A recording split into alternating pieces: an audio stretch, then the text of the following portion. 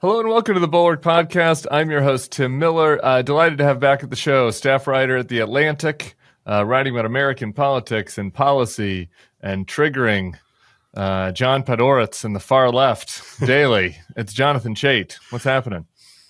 I'm so glad to be on your show again, Tim. It's good to have you. So we have passed, the House, rather, has passed by one vote what they've termed the Big Beautiful Bill. Sarah Longwell and Bill Kristol are trying to rebrand as the Big Fugly Turd. And I guess you have an article out this morning about how it's the largest upward wealth transfer in American history. Why don't we just get your overall reaction, then we'll kind of go through the policy and politics of it. It's pretty shocking in a way that Republicans were willing to absorb the political and economic risks that this legislation is going to cause them.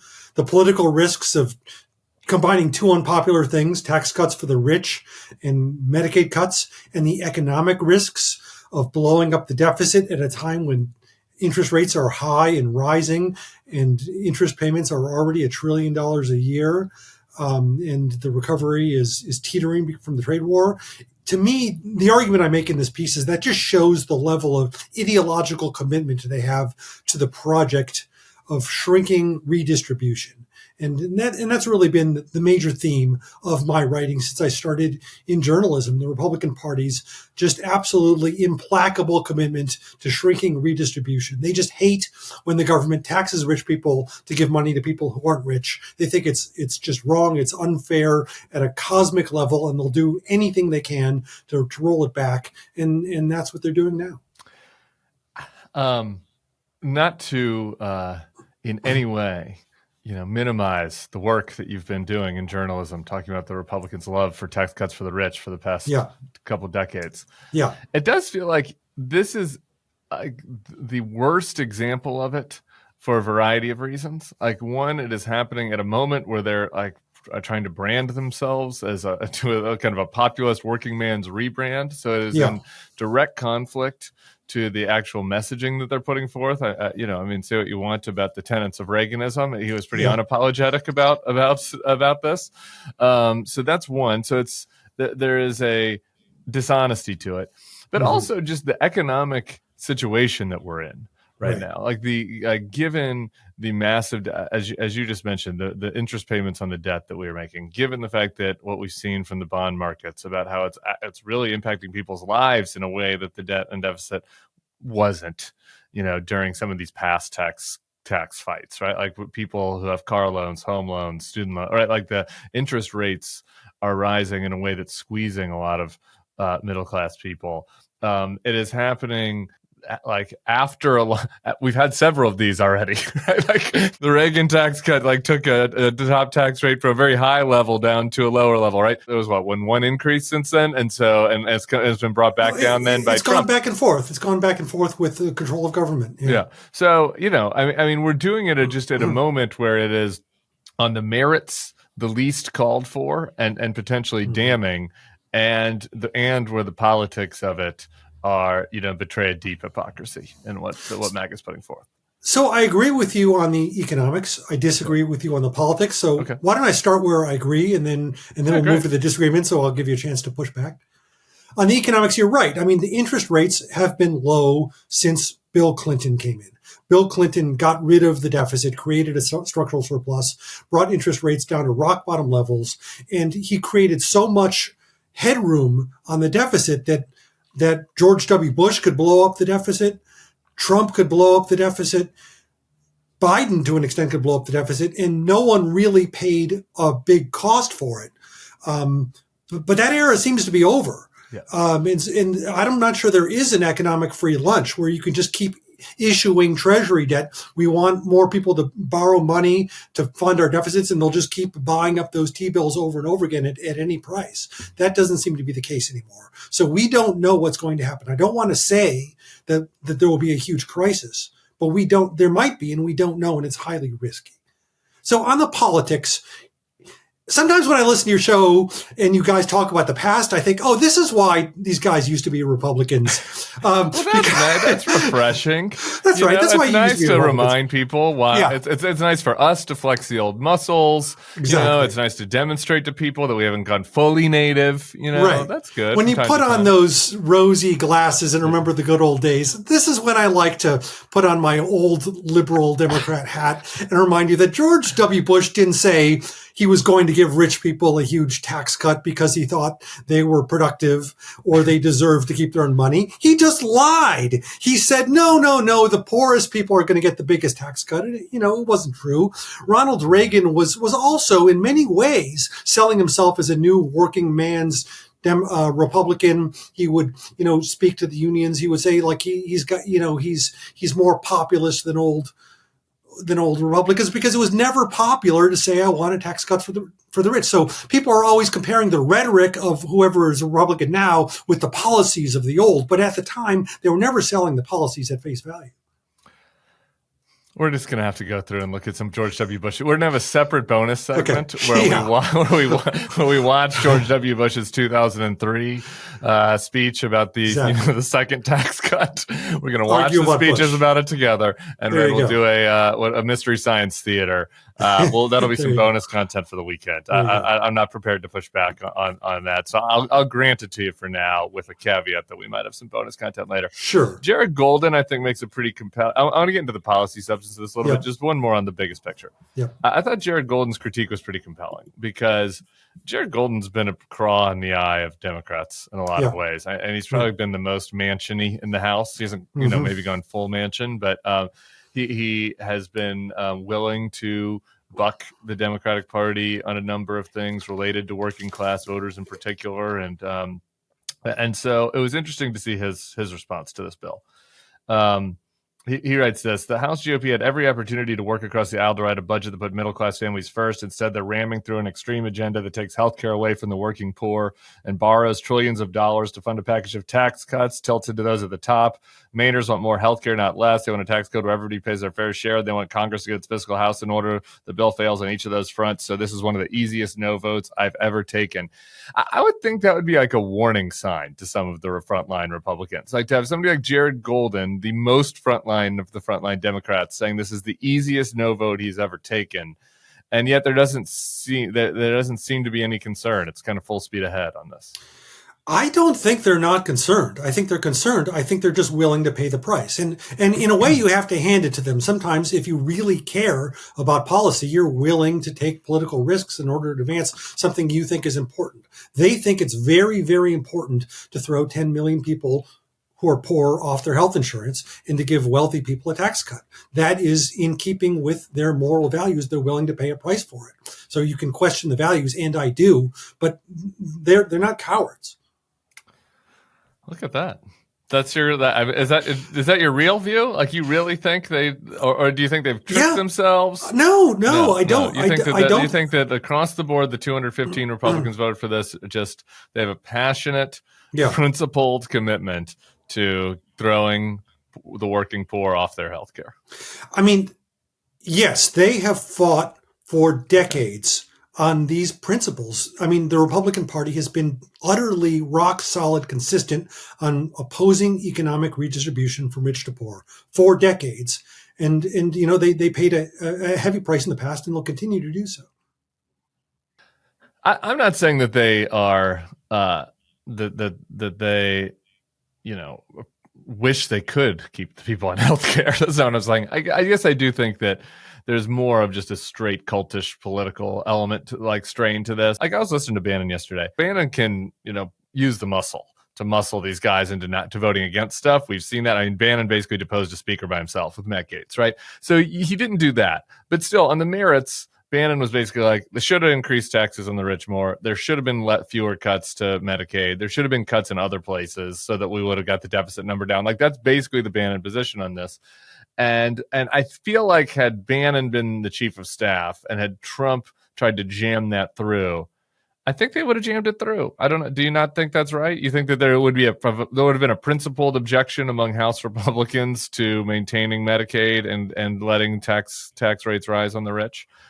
I don't Look, know. I mean, It's a counterfactual, so I don't know. they've pushed in this direction. They haven't laid down the hammer, as you said, but they pushed pretty hard. They said, like, what if we just do like a small tax increase on the rich, just to give us a talking point, right? Just to give us something to say, like, hey, we raised the top tax rate by 2 points, and the rich are paying their share. It's not all the sacrifice going on the poor. Even if the overall thrust was still very regressive, you'd still have a talking point. And House Republicans just absolutely refused to go along with it. There was almost no support for that anywhere. So, I mean, I don't think they completely lack power. I think this is the deal. The reason the House Republicans have been willing to overlook the corruption and the authoritarianism, and even some of these old line Republicans don't love that stuff, but they're willing to live with it because there's a payoff in the end. And this is the payoff. You take away that payoff, and the whole bargain that holds together this party unravels. Yeah. I think there's plenty of evidence for that point, and I think you make a compelling case. There's another just looking at local Republican, looking at the states. There's a ton of evidence for this too, and just like what's happening here in Louisiana, they passed the most insane regressive tax cut that I've ever heard of last year, and it's like preposterous that they even did it. Like it was great for me, you know. They cut the income tax, you know, for everybody, but obviously that's disproportionately favors folks towards the top, and they increased the sales tax to pay for it. Like, it's just a pure, straight, regressive tax, and they jammed it through party line here in Louisiana. Crazy. Yeah, at the state and federal level, that is the central policy goal of the party. Let's look really quick at just a couple of the policy particulars. The cuts to SNAP. 81% of recipients of SNAP live below the poverty line. About a third live below half the poverty line. They're cutting 30% from SNAP. And, you know, we'll see what kind of happens in the Senate side of this, but like a really draconian cuts to the SNAP program. Which also hurts farmers, incidentally, right? Because like the people who are too hungry to eat food don't buy food, and then, you know, the people who are selling them food lose out. You wrote also about updating, you know, we'll just keep trashing Reagan's legacy today. Medicaid queens.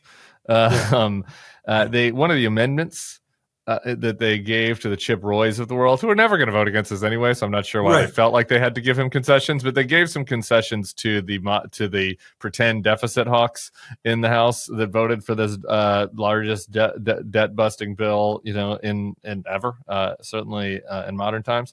They moved up the work requirements for Medicaid from 2029 to 2026. You wrote about kind of this myth of the Medicaid queens. Just talk about that policy a little bit. Yeah, and you know, Jonathan Cohn wrote a terrific piece for you guys as well about this for the Bulwark. But the way this policy he's got his kid. Congrats to Jonathan Cohn, our newest Bulwark member, who we love, and his son's getting married this weekend. So I would have him on instead of you to talk about this. So you're gonna have to talk about it in his place. I will. I'm going to witness the event. The way this policy works is that you don't technically throw people off Medicaid, or at least not directly. What you do is you impose work requirements. Now, the overwhelming majority of the people on Medicaid are eligible, so they could pass the requirement. Or it's not you have to be working, you have to be, you know, of working age. So you have to prove that I'm too old, or I have kids at home, or I'm disabled, or I'm working, or I'm looking for a job. You have to go through these steps, and you have to go through them usually every month. And, you know, if you've ever dealt with paperwork requirements from the government, these are like the worst version of paperwork requirements, where it's like impossible to understand what they're asking for. It's impossible to get people on the phone to answer your questions. It's and we've doged all the people that would have answered the questions previously in previous years. Right. They've tried this in 2 states, Arkansas and Georgia, and the experiment has proven that what it does is it throws eligible people off the program. People who are eligible, who are working, or otherwise eligible to receive this, just can't get through the paperwork, and they lose their eligibility, and then they go to the doctor and they find they can't pay for it, and then they're ruined. Sometimes those people had jobs and get sick and can't get treatment for getting sick, and then lose their jobs as a result of the fact that they're now too sick to work. So rather than promoting employment, this actually discourages employment. But what it does do is cut government spending, because a lot of people just lose their access to Medicaid, and then that's how the government saves money. That is literally what it does. But they're going to claim that, well, we're just making 25-year-olds get off the couch and stop playing video games. But that is absolutely not what these requirements do. Any other thoughts on the healthcare cuts? And there's some marketplace cuts, some of the various ACA plans, but it's not just Medicaid folks that are going to be hurt. Right. No, they literally just threw that in the last minute. I mean, it's happened so fast. We don't even have analysis of the effects of how many people are going to lose their insurance and how much the deficit is going to spike. And they just don't care. I mean, they're literally just rushing it through so fast because in a sense, they don't even want to know.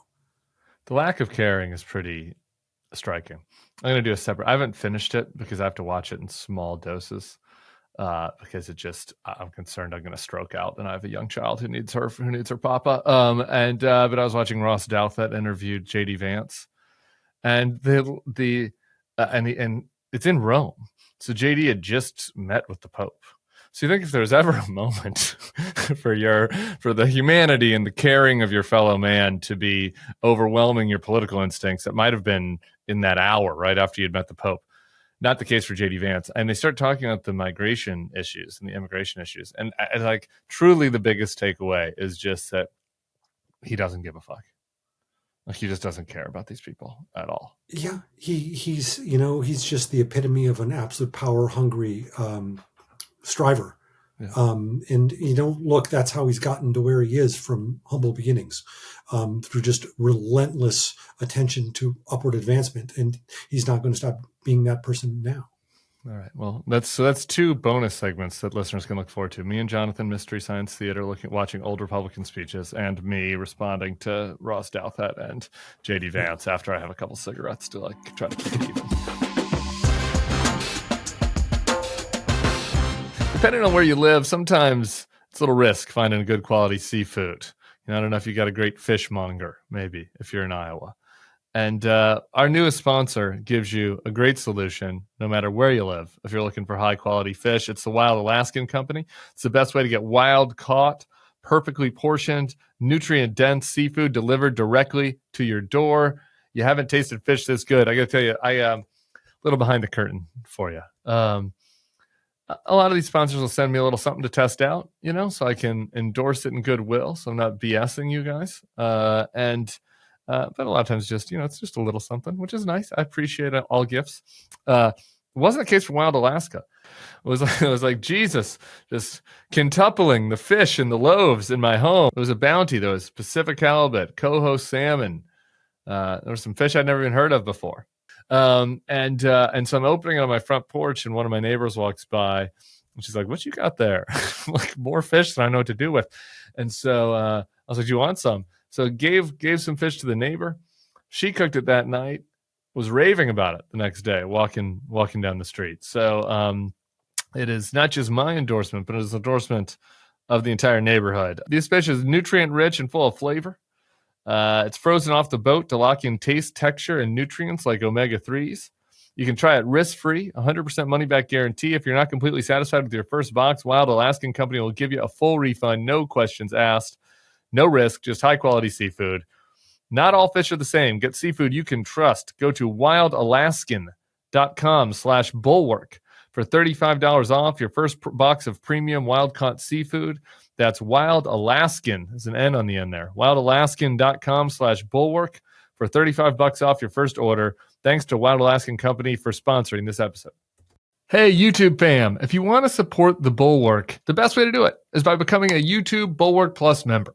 The Bulwark is truly independent. We have no corporate overlords. We're not settling any dumb lawsuits with Trump. By joining, you help support our work, and you can get a bunch of perks right here on this platform. Ad-free content, bonus videos, live streams, and some emojis of me, which I guess some people want. So come join, come hang out, become a Bulwark YouTube Plus member, and I'll be seeing you in the comments. So behave. I wanted to get to the politics of this. Time to turn to the Democrats a little bit.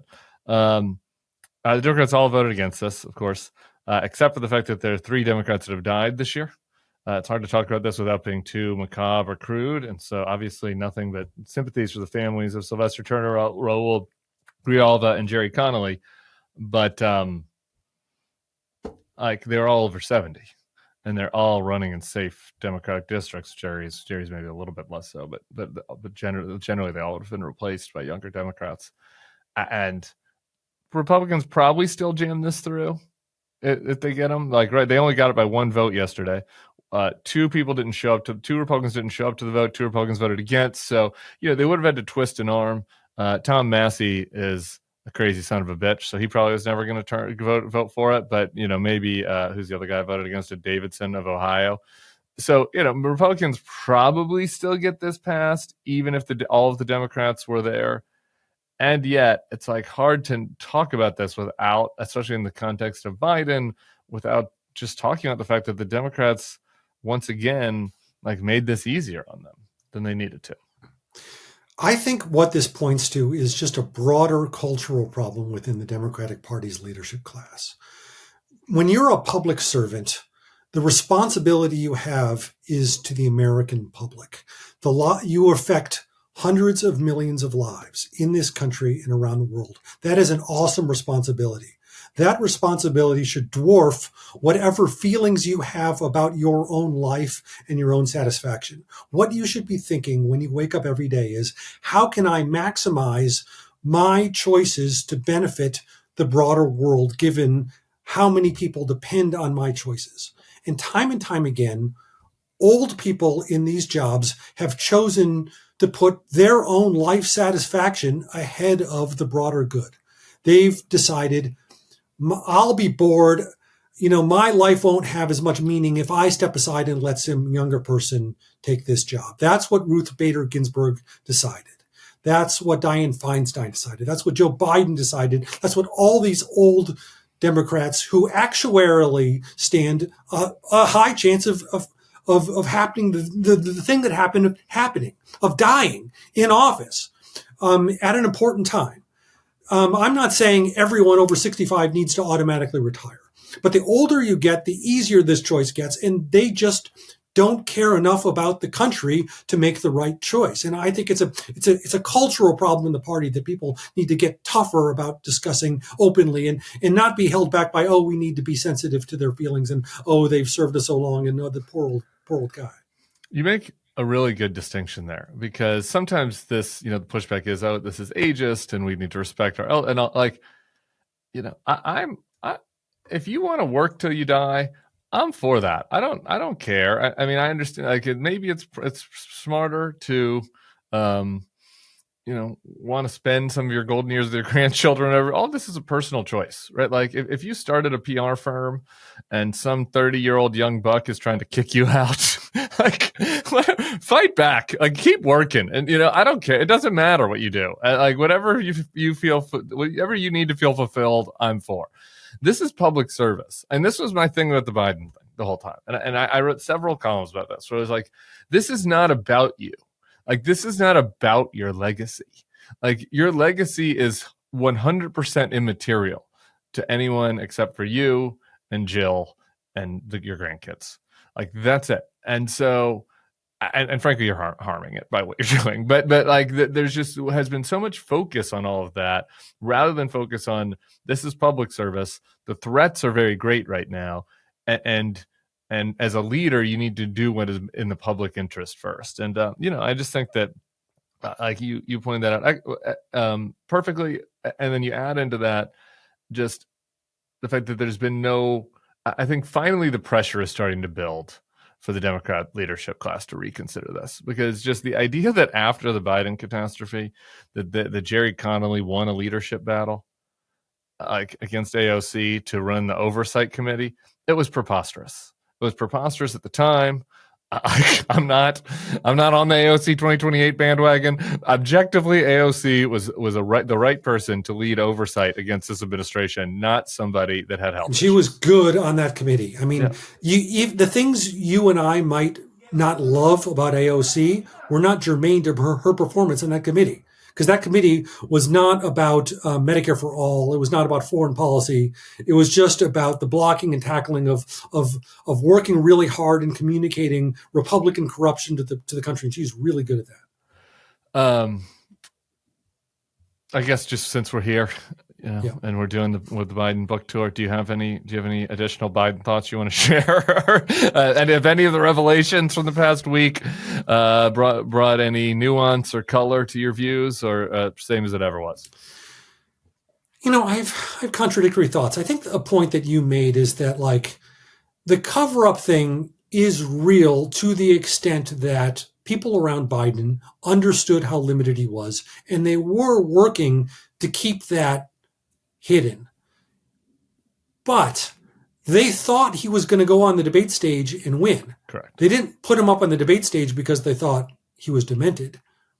They thought he was going to win. Yeah. So I mean, I think it's very hard to reconcile the most extreme kind of cover-up scenario with that.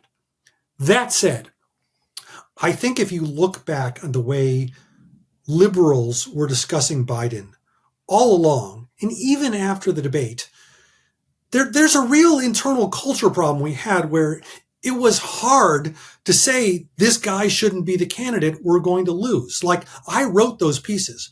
And when I wrote those pieces, I would get slammed over and over again, right? You've got, an audience capture problem. You've got social media dynamics that make people hesitant to say what they know. And like, wouldn't it be easier just to write the column or to make the point about the thing that all my audience is going to like hearing and not the thing that they don't like hearing? And when enough people do that, it prevents you from correcting real mistakes in your own position. And then you lose. And then that feels a lot worse. And, I think people learn the right lesson, which is like an open culture where people can actually identify mistakes on their side and say them without getting slammed by their own side and treated as the enemy is ultimately a healthier culture. Yeah. Yeah, and within any organization, dissent within an organization is helpful, right? Like everybody's saying, yes, sir, Mr. CEO, sir, like is a path to Enron. Like, I don't know, like you can just look at any organization, right? Like that's a healthy organizational culture allowing dissent. Also, why don't we give a quick shout out to some of our elders too?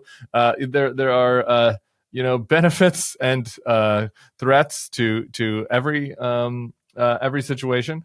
While as a public servant in a safe blue district, maybe it doesn't make sense for you to be 77 years old with health issues and running again. Maybe it's better for you to have a younger person replace you. In the pundit class, it seems like there was some value actually in being a retired, a semi-retired person, because David Axelrod and James Carville and Bill Kristol, they weren't worried about what people said about them. They're old and curmudgeonly. Yeah, right. And they were able to actually say the truth that a lot of people who, were maybe hoping that they could get invited to the 2025 White House Christmas party weren't. And so, there's a role in life for everybody, I guess, is one lesson for this. Maybe no role for Mike Donilon and his $4 million payout that he got to fucking ruin the country. So boots to you, Mike Donilon. One other quick thing on age, or I guess maybe it's more acuity. Mm-hmm. You wrote about this. There's this Fetterman saga, and that I was like somewhat wrapped into just because I interviewed him, and I was like, he is just not capable of doing these kind of interviews, and I had to treat him with kid gloves. I felt like some listeners were like, why didn't you go harder at him on that? And I was like, it felt like arguing with a second grader. I didn't want to be too mean. Mm-hmm. and so I said that after the interview, and that got included in the first Ben Terrace article about Fetterman, and there's been this like backlash now. The Republicans are, on the right, there's been a lot of commentators, and on Fox, like, coming to Fetterman's defense, be like, he is actually, his mental acuity is fine, and the left is just coming for him because he took a pro-Israel position.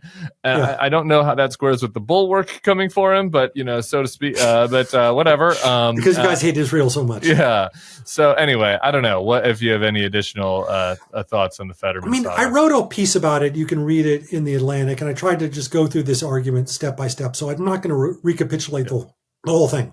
But number one, the position the Republicans are taking on this makes absolutely no sense. The main person who's testified about Fetterman's mental state is his chief staff, right? It's Adam Gentleson.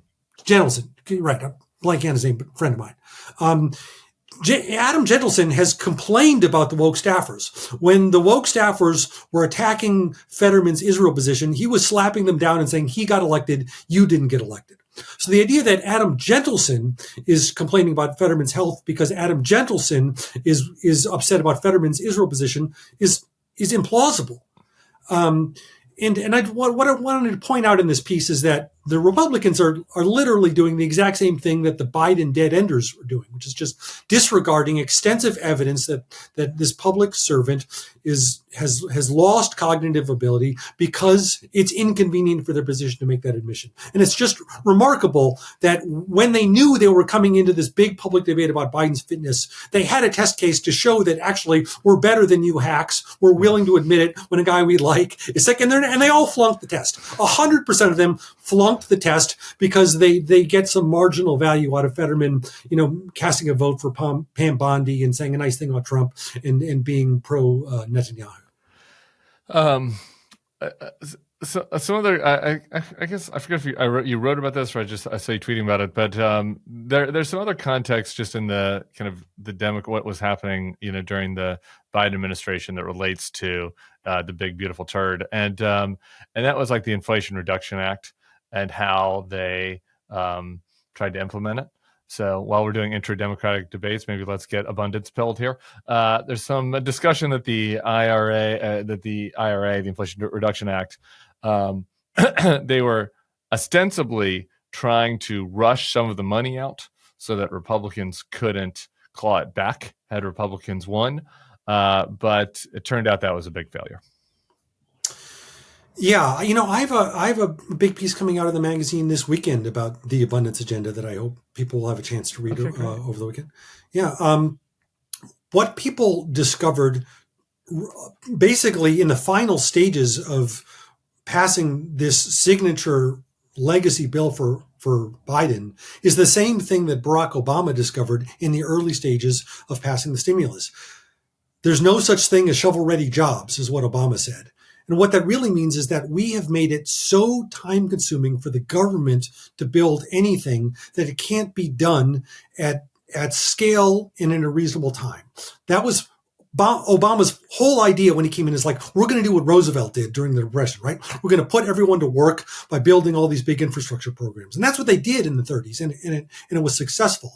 But they said, we can't do that. We could do it in the 30s. We can't do it anymore because now the permitting and all the, the hoops you have to jump through will take so many years. The recession is going to be over by the time we actually put it in the 30s. They weren't worried about the rare grouse that was like habitat that was going to be affected. No, they built the Empire State Building in a year.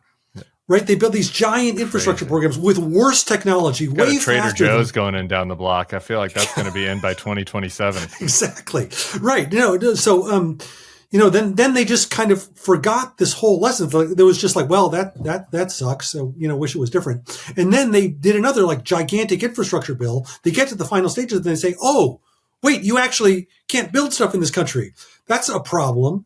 And one analysis said like the whole purpose, or at least the main purpose of the IRA, was to get greenhouse gas emissions down, right? We're going to build out green energy. We're going to put people to work.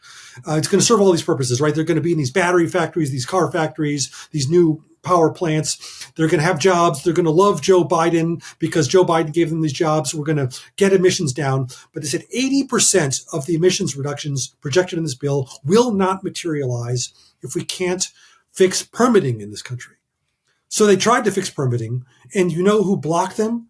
Among them, first, one thing was Republicans, because Republicans were so mad that they raised taxes on the rich in this bill. They said, like, we're going to make this bill fail because you violated our moral precept, to bring this back to point one. But point two, the environmental groups. Almost all the environmental groups lobbied to block the permitting bill, because they are so committed to this 1970s Ralph Nader era agenda of blocking everything the government does in paperwork that they can't get their heads around the fact that the situation has changed and what you actually need to do to save the environment is build stuff and not prevent the building of stuff. So a huge part of the abundance agenda came out of this realization that the choices that liberals especially have made in the past have prevented us from doing the things we want to do today. So you have to almost completely reverse your old mentality in order to do the things you want to do. And getting people to reverse their mentality is hard work. But that's what the abundance agenda is about. It is hard work. You know who's out there in these streets doing it is Ezra Klein. What have you made of Ezra's heel turn? And this was your space. Do you feel a little jealous? You know that Ezra's out there arguing with Sam Seder and like getting shouted down by all the liberals that loved him when he was starting Vox. And what do you make about kind of like dark Ezra? Ezra doesn't love being hated like most people. I kind of do. I kind of enjoy being. Maybe that's why people have moved on for you, because haters don't love hating people that don't mind being hated. Haters want to hate. Haters want to get under the skin. And no, it's true. So Ezra's really. I mean, Ezra's a brilliant writer. I've loved his work since he started.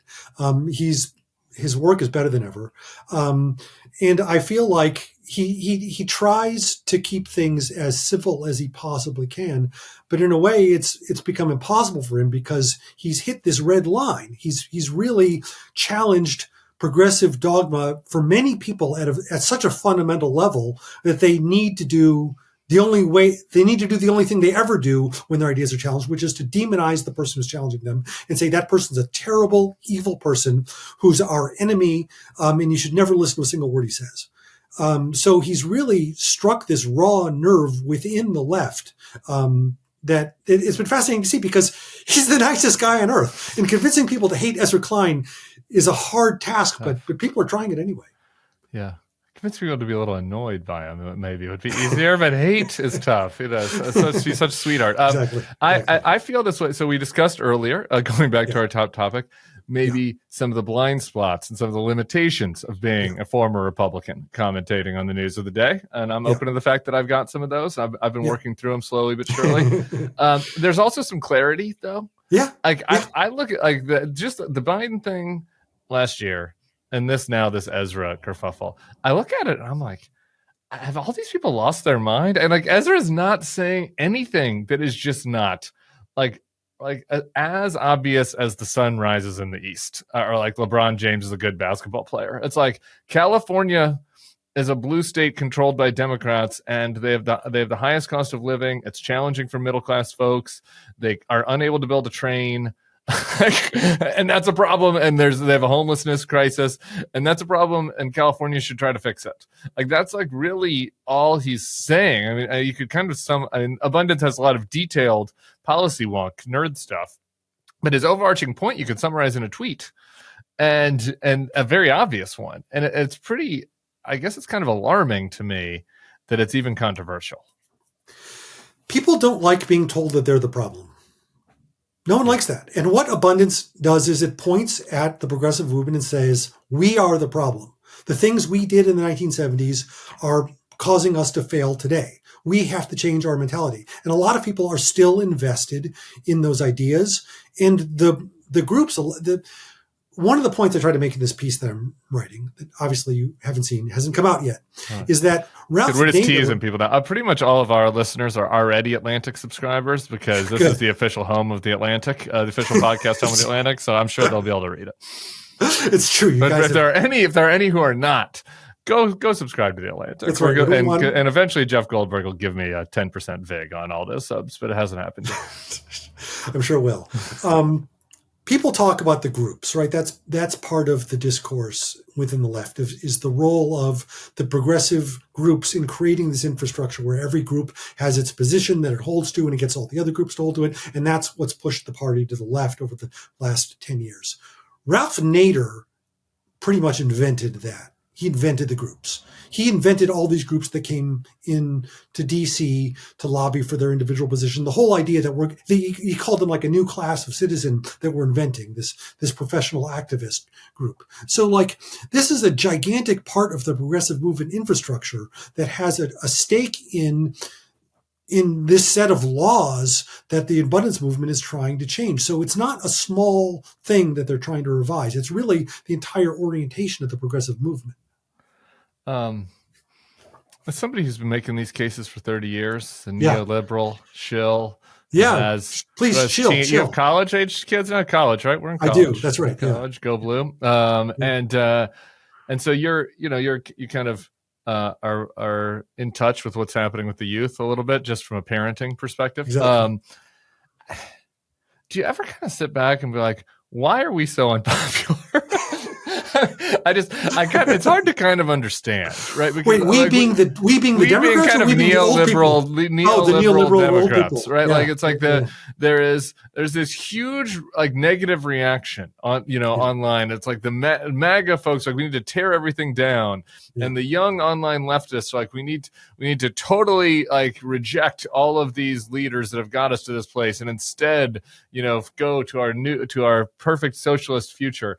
And I kind of like look at the arc of the last 50 years and think, I don't know, like things are pretty good. I mean, I can understand why you're mad if you live in Youngstown, but it's not like Venezuela over here or Argentina, or it's not like, like things like directionally have gotten better,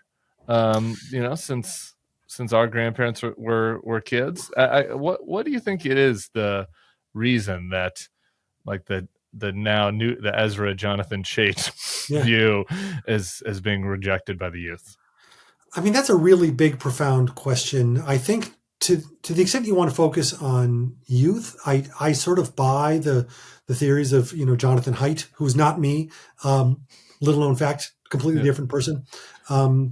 That just one different letter. Media, no, two different letters, I guess. A couple different letters. He's got a D. I don't have a D. I have a C. That the social media has caused this kind of negative affect and mental health difficulties, and in a lot of this radical politics on the right and the left really is, at some level, it shades into mental illness in a way that is sometimes difficult to distinguish one from the other, where you just view everything in hyperbolic negative terms and refuse to look at practical steps you or the world can be taking to make the situation better. It's cognitive behavioral therapy in reverse. I think that's Haidt's phrase, right? Where you just catastrophize everything that's happening. And in a lot of these spaces, I think it's gotten better actually since Elon broke Twitter by mistake. But just even saying that like, hey, I'm kind of like happy makes people angry. Because if you're like a happy, normal, well-adjusted person, that means you don't know how terrible the world is and you're insensitive to all the problems out there. And people have actually built political movements around that whole way of thinking and expressing yourself. And it's totally impossible, right? It's just unworkable. It's not a practical way to make the world better. I think there is this nostalgic idea on the left that you old Republicans are not burdened by, that that there's something noble in being a protester who shouts and screams and exaggerates and carries on, because even if you're not technically right, you're pushing things in the right direction. And I think, vestigial Republicans like yourself understand that that's actually not always the case. And oftentimes you just convince people that you're crazy and they shouldn't listen to anything you say. Yeah. I was with you on the cell phone answer. Okay. I don't know if the protest answer is right because I've been talking about this a lot on my Gen Z pod. Like there actually is kind of a surprising lack of protest among young folks on the left right now. Right. And so the allure to that might be more of a generational thing about your peers who are out there in these streets, and we appreciate that's that. True, and we appreciate that. It's true. No, my people will at least leave the house. It's right. Young people just want to do it all on the phone. Yeah, I don't know. We could probably do a whole podcast on it, but I think it's just a big challenge, right? What Ezra is pushing for and Derek seems to have an appeal to basically upper middle class college educated folks, and it is not resonating. beyond. Yeah. I saw a little image of some of the abundance meetups, and it's exactly, it looks exactly what you think it would look like. And God love all the folks at those meetups. Some of them probably Bulwark podcast listeners. We'd probably hang out and agree on a lot of things. Yeah. But in this social media age where all of that, catastrophizing is winning, Right. how do you make the argument that, like, well, guys, some of these radical changes might make things worse, not better. Like, have you seen China? Like all of those arguments are a little bit. It's tough. And like honestly, maybe it's just cyclical, and like letting the populists fuck things up for a while is the only path back. I don't know. I mean, the irony is the biggest piece of it and the oldest piece of the abundance agenda is housing, right? We should build more housing. Like, look, I'm 53. I bought into the housing market in the 90s when it was, the cost of what's now like a nice cup of coffee at Starbucks, right? And so like, the young people, like, I don't need it. Like, I own a house now. If anything, I stand to lose from building more housing and devaluing the cost of property, of which I'm already an owner. It's the young people who actually need to allow more housing to be built, and the only way to do that is to legalize it. But no, you're right. And the other aspect of it is that abundance agenda, like I said, when it says who's the bad guys in many cases is us. Or the bad guys isn't a corporation. It's that when you have, when you want to build a new apartment building, you have to get approval of some neighborhood planning commission. And they're going to listen to the 4 75-year-olds who've lived there for 50 years who want to show up and complain about how they don't want anything to change in the neighborhood. And they get to veto the whole prospect and tie it up in lawsuits if they get cranky about it.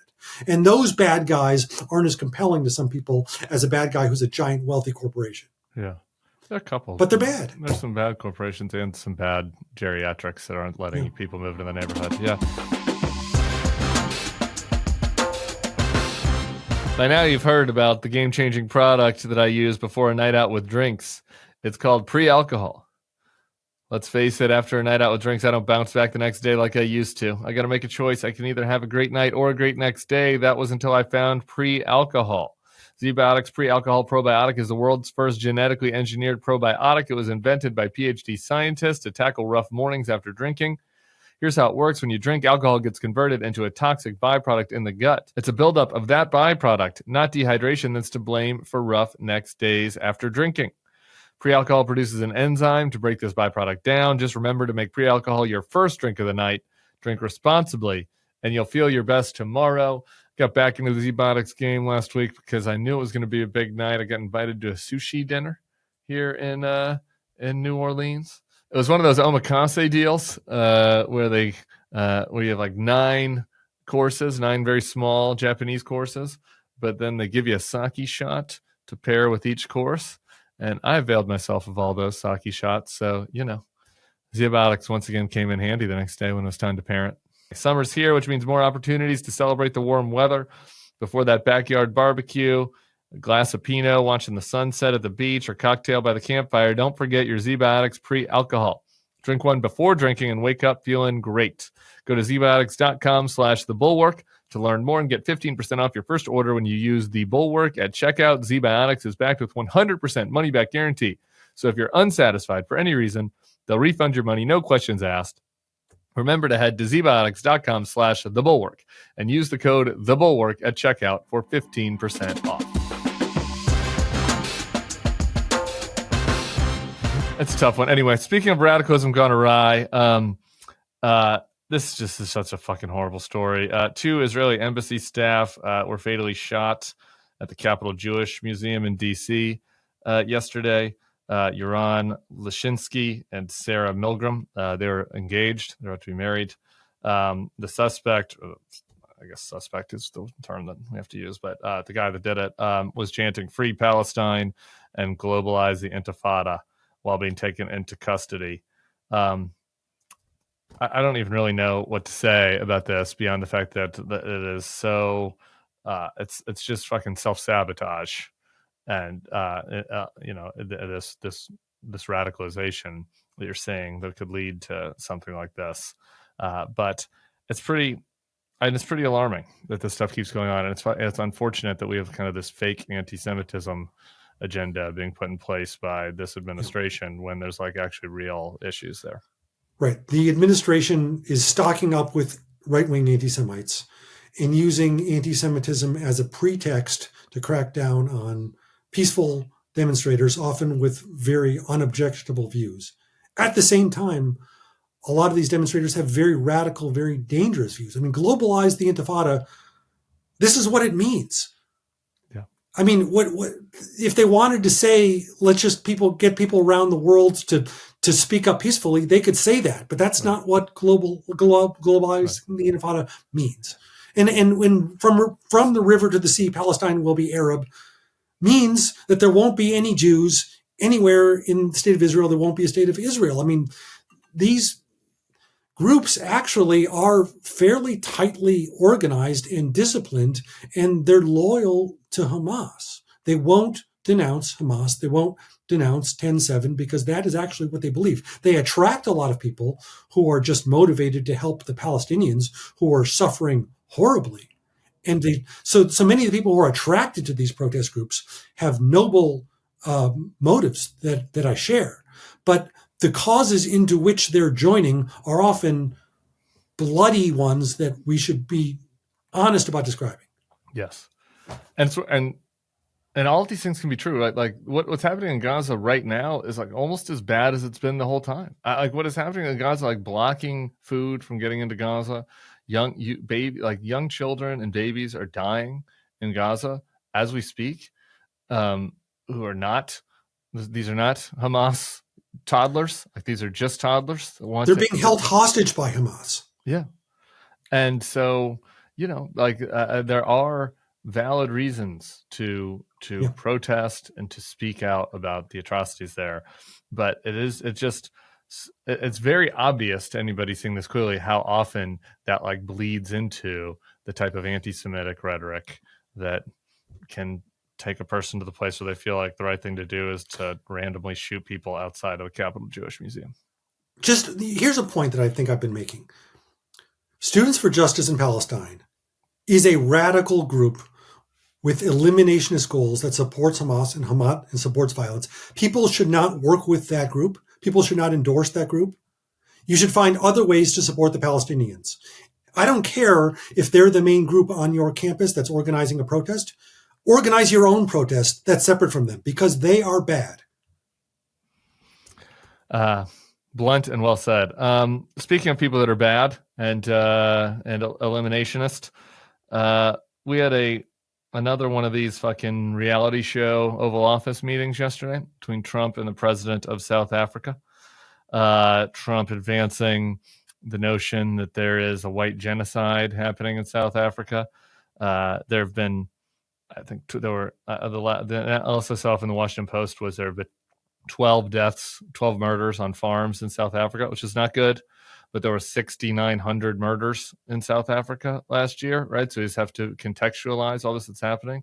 I received a nice note from a South African who just wanted to make sure that it is important to contextualize this administration in South Africa. There's some bad laws that are being put in place. There's some race-based laws that are being put in place that are pernicious. But like in the grand scheme of things, the idea that the white farmers, the Afrikaners in South Africa, are like the only victims in the world that we should care about, and that the United States president should browbeat the president of South Africa in the Oval Office a week after sucking the cock of MBS, like is obviously motivated by racial animus. Like it's just obvious what Trump is doing here. And so anyway, you've written about this. I wonder if you have any other thoughts. Right. One of the columns I wrote last week was that I was trying to make an old New Republic counterintuitive argument, which is that like watch out, no slate pitches on the Bulwark podcast. Exactly. Okay, radical candor here. The New Republic invented that. Yeah, before slate existed, that the slate pitch was the New Republic pitch. Okay. But anyway, when Trump flew to Saudi Arabia, he gave a speech where saying like we're not here to moralize. We're just about making business deals with people, and that's what our foreign policy is about. And I think a lot of people took that idea completely at face value. But my argument is actually they do have a values-based foreign policy. they've gone. JD Vance has gone to Europe and he's lectured people about their immigration policies and about their free speech policies and about letting AFD have more access to the political system. Their policies. They've lectured South Africans on their treatment of white farmers. Their concepts of democracy and free speech and human rights are very important to their foreign policy. So they have values, but their values are bad. It's not amoral, it's immoral foreign policy. And I think it actually gives them too much credit to assume that it's pure commerce-based, just making money and making deals. Trump's dealings with the Gulf are corrupt. They are money-based, but there is a shared value system. I mean, he genuinely admires the authoritarian character of these regimes. He loves the fact that he can go there and no one is allowed to protest against him, and that he can get his palms greased and that's not just about making deals for the country or even for himself. It's really you can see it in his face. He loves dictators. He admires them. It's a value of his, and so it's a values-based foreign policy. I think is an important point. Yeah, the pluralist countries are the foes. Yeah, it's across the board. And it's just, it's like anything in life. When you have a friend or a colleague, what gets them excited. You can just tell. Yeah. You can tell, in their energy and their voice and their engagement level. Trump gets very engaged and excited when he is attacking our small L liberal allies around the world. He does not like them. He does not want to be in their company. And when they're black, all the more so. Yes, right. He does not really want to be in their company. He wants to talk down to them, and he enjoys, erotically, the company of the Middle Eastern fascists. Yep. And that's just it. I think it is a good point. And I was making a softer version of the point yesterday by saying that that the Trump doctrine is that there is a Trump doctrine that is mercantilistic, and that they just have carve outs for white people. Right. But I'm open to the next step of that argument, which is no, it's not purely mercantilistic. It's also values based. It's bad values. I thought it was really. You might have pitched it as right. The Canadians are mostly white. The Western Europeans are mostly white. I mean, their leaders are white, and he's hostile to them because they're liberal democracies. While we're talking about this, part of this is related to there's this concept that's been going around that if people who are listeners who are blessedly off of the internet are probably not even going to be aware of this concept, but it's an intra right-wing fight about the woke right, that there is a woke right that is themselves obsessed with race and identity and identitarianism, and just in a similar way to how Robin DiAngelo might be, but in a way that is of ill intent and and so the key difference is the intent is ill, but the identitarian obsession is the same. You've kind of observed this. I do think that this in some ways overlaps with what we saw with the South Africa discussion too, but I don't know if you have any insight into the woke right. Right. So this is a critique that sort of originated on parts of the right that were at least open to Trump, if not completely in his camp, and then have since, that were basically against the illiberalism of the far left and saw Trump as a corrective to that, and then realized that Trump was just recapitulating or, in my view, exceeding the illiberalism of the far left. I would say massively exceeding the illiberalism of the far left. And so they were using the word woke to express the kind of parallel, the sort of meet the new boss, same as the old boss dynamic of this. I personally prefer illiberal or authoritarian as descriptors. Sure. But the difference between my descriptor and woke is they hate the term woke right. It makes them so angry. They can't stop talking about how angry it makes them. So that's appealing. It's appealing to use it for that reason. There is a real appeal in it, but also making them realize the degree to which they really have recapitulated the worst habits of the people they most hate. Can I repeat one of my little Twitter burns. Will Chamberlain, one of these right-wing FedSoc illiberal, lawyer types who's in the Trump circle, he was really complaining about Ed Whelan, who's a more traditional conservative, who called Emil Bove, the Justice Department staffer, a henchman, saying we can't promote a henchman. He says, like, how can you, is this the term we're using? We're calling him a henchman. Is that fair? And I said, like, you're right. When you're in the woke right, you got to call it hench person or person experiencing hench. That's the real nice woke right term. So in a way there are all these parallels, but the language policing and the conscious obsessions with race. They like to claim sometimes that we're the race neutral people, but they're not race neutral. They're very, very conscious of race. Yeah.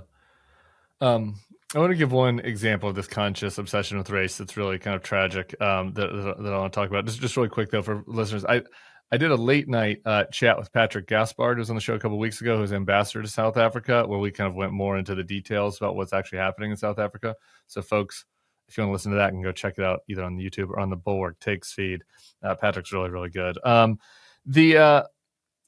The obsession, I was noticing this more in my comment section from both the woke left and the woke right, and so I just kind of wanted to weigh in on it because it's such a tragic story. There's a story out of Mississippi, out of Starkville.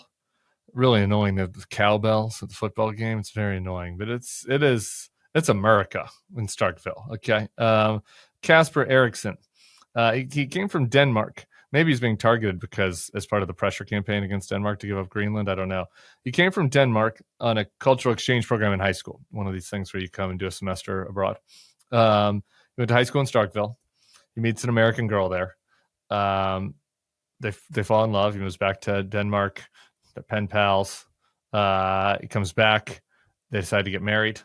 They have 4 kids, one on the way. The guy, tries to fill out all the forms to become an American citizen. His wife's American, his kids are American. I guess 10 years ago, one of the forms he did not fill out. There had been an oversight. He'd had many, many meetings with immigration in the intervening periods where they had not told him about this form that he forgot to fill out. He says it happened right after there was a stillbirth of their child. So there was a lot happening in the household. He went in for his immigration checkup. He's still going through the process like you're supposed to do to become a citizen. The fucking ICE goons shackle him. And they send him to Louisiana. He's in a cell in Natchez now. He's been there for 1 month awaiting deportation while his pregnant wife is at home with the 4 kids. They're charging a ridiculous amount for him to even use the phone to call her because it's a private prison that's monetizing all this. This is a fucking horrific story. And and what it is an example of just how inhumane the Trump immigration regime is across the board. There are elements of it that are racially motivated. There also are that is just blanket inhumanity. And they're trying to reach their numbers. And the easiest way to reach their numbers is to take people who are doing things the right way, not criminals. Yep. It's hard to find fucking criminals. Right, because they're the ones who walk in the door. Exactly. Yep. It's easy to find the people who just walk in the door. Mm-hmm. And so this guy is going to be sent back to Denmark. Who knows what happens to his family? It is despicable what it is doing. It is just fundamentally un-American what we are doing, this immigration regime. And so I was grossed out by it. And then, literally my entire reply chain from left and right was about how this guy's white. It's lefties being like, oh, well, it's a white guy, so the Trump people let him off the hook eventually. And then it's right-wing people being like, oh, I thought that we only deported brown people. See, we also deport whites. Hell yeah. And I just it leads to an unhealthy culture where you're centering the skin color above everything. Because the center of this case is the tragedy of it and the fucking horrific immigration policies that this administration is putting forth. And it makes me concerned when we are immediately leading to where people are stoking race war over things such as this. So anyway, I don't know if you have any thoughts about the story. Yeah, I mean, I think what you're hitting on is the hangover of this ideology that really got very fashionable in this country for a few years, maybe peaked around 2020, which is really a kind of totalizing analysis of race, right? Like Ibram Kendi saying that literally everything is either pro-racist or anti-racist and nothing is neutral. And I think it began with the very correct understanding that racism left an incredibly deep and enduring imprint on American society that didn't go away when slavery disappeared and didn't go away when segregation disappeared. But in many people's minds, that has grown into just a totalistic explanation for everything. So it certainly impacts our immigration policy, but they have no other way of understanding anything else that could be impacting our immigration policy, and so they're driven to this totalistic frame, and so you're just left with these kind of black and white, I suppose, is the wrong phrase to use, but so just right, it's this black just and white absolutist cookie, analysis, living in right? harmony together. Right. I mean, I think you not only can, but you have to recognize the impact of racism in American life while leaving yourself room to see other forces that are at play. Yeah. And to me, this case in particular, and what we are doing across the board, that I like to keep bringing up because sometimes just people don't think about it. Like they have a, whatever their view is about immigration, like liberal or conservative, it's about like, well, he didn't follow the rules, he should leave, or, well, we should be more generous, right? But like there are choices that are made by the government about how to handle situations such as this. You know what I mean? It's like, we could change the law where if you run a red light, you get jailed for life, or you could get a ticket, right? There's a whole range of different punishments for things such as this. And the notion, and this is happening across the board on these immigration detentions, and every story I read about it, is that this administration, probably because the private prison lobby is the one that's making the most bank during the Trump years. Private prison folks are crushing right now. They've made a decision that anybody who has an immigration violation, you get shackled, put on the bus, and sent to Natchez, Louisiana, or the other places where are these private prisons, and you sit there. And that's where Mahmoud Khalil is. That's where this Danish guy is. That's where the woman from Georgia that I've been talking about, the immigrant from Mexico, she got sent to one of these in Georgia. And it's like, none of these people are a danger to their community. Like, why are they in cells? Like, there's no reason for it, right? Like, besides intimidation, cruelty, and wanting to, give widgets to your private prison pals, right? Human widgets, because none of these folks have any past crimes or any threats to their community, and all of them, you're trying to get them to leave. So there's no flight risk. It's not like, ooh, maybe the Danish guy will leave to Denmark. That's what you want. Okay, so it's not like there's a flight risk situation. There's no reason that this man should be away from his 4 children. Even if in the end you do a stupid policy that I disagree with, which is to deport him. In the meantime, the idea that he should be in a prison in Louisiana is fucking insane and inhumane. And that's the center of this. And it's happening across the board. My suspicion is that they recognize that actually finding and deporting all the people that they want to find and deport is not going to be possible, even after they get the money from this bill to staff up on the immigration enforcement. It's just too hard to find everyone. It's too resource intensive. Doing the math on the plane loads and the bus loads of people, it's too forbidding. I think what they're trying to do instead is to scare people. Right? You create enough high-profile cases that make it into the media, then anyone who's here illegally will self-deport. So the cruelty is the point, as my colleague Adam Serwer said, right? It's like the abuse is better. It's better to, and if you're getting an innocent person and mistreating them, and it makes the media all the better, because that's just going to be a better story for the media. It's going to travel farther and scare more people. Now, maybe I'm wrong. Maybe it is purely incompetence, and I'm sure incompetence is part of the play. But I do think there's malice and incompetence and cruelty, and there is just straight grift. Yeah, I don't think they're concerned about abuse. I think abuse is really built into the play. Absolutely. All right. Any parting thoughts? Any, Michigan recruiting news? I know you had 2 Michigan professors on in the last 7 days, and now you've got a Michigan alum on. So I love Michigan Week. It's been the best week of your podcast. I'm not letting my bitterness over Bryce Underwood abandoning us for Michigan affect the guest list on the podcast, which the listeners who have no idea who Bryce Underwood is appreciate. So there you go. I do have to give a final, just big condolences to friends of the pod, Timothy Chalamet and Ben Stiller, and John Hamm and all the other Knicks fans. That was a brutal loss last night, but basketball is great, and I hope that the Knicks can rebound and make this a series. What a game. You don't make the choke sign after game 1.